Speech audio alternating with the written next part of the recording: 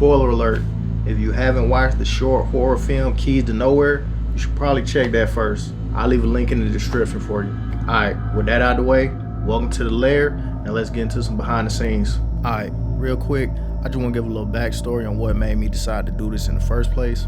So last year, around Halloween, I did this horror edit where I took a scene from The Conjuring 2 and replaced the music with my own. After I posted it on YouTube, it started getting way more views than I normally get. Now it's sitting around 52K. It's my first one to get that high. After that, I started doing more horror edits, but I noticed some of the vids had copyright restrictions, probably because I was using scenes from the movies. So then I thought, I already made the music, so why don't I just make my own visuals?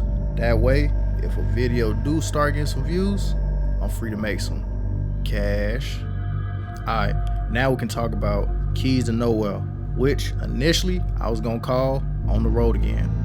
So at first, I was having trouble coming up with an idea, but then I remembered whenever I'm writing music, it's always easier if I got a concept.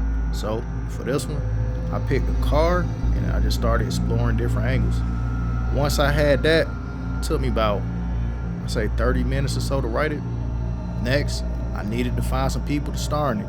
So I pitched the idea to Cat and her husband Danny. We used to do skits together a few years back, and both of them was down. I knew the film needed to take place in the driveway, and before filming, I was already writing down and visualizing some different shots. Some of the shots I had in my head, they didn't work out, and the fact that some of them was only in my head, that didn't help when I was trying to focus on other stuff.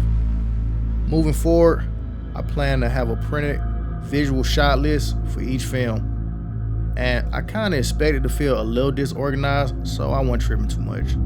Some things you just don't realize you need until you're in the middle of it. And filming didn't take too long either, maybe about an hour and a half. Overall, I felt pretty solid about it.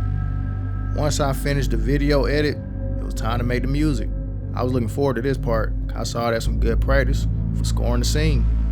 Making the music, placing it in the right spot, mixing it, everything probably took me about 2 to 3 hours. I'd say the thing that took the longest was just getting the timing right, making sure everything hit at the right moment.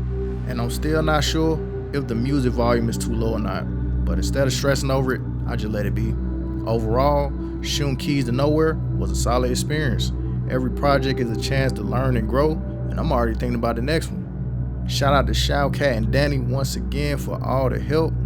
Now, before I go, let me know what kind of behind the scenes stuff you want to see next time. More of the filming process, editing breakdown, or something else. Let me know in the comments. I'm gonna catch y'all next time. You stay safe out there. Cash.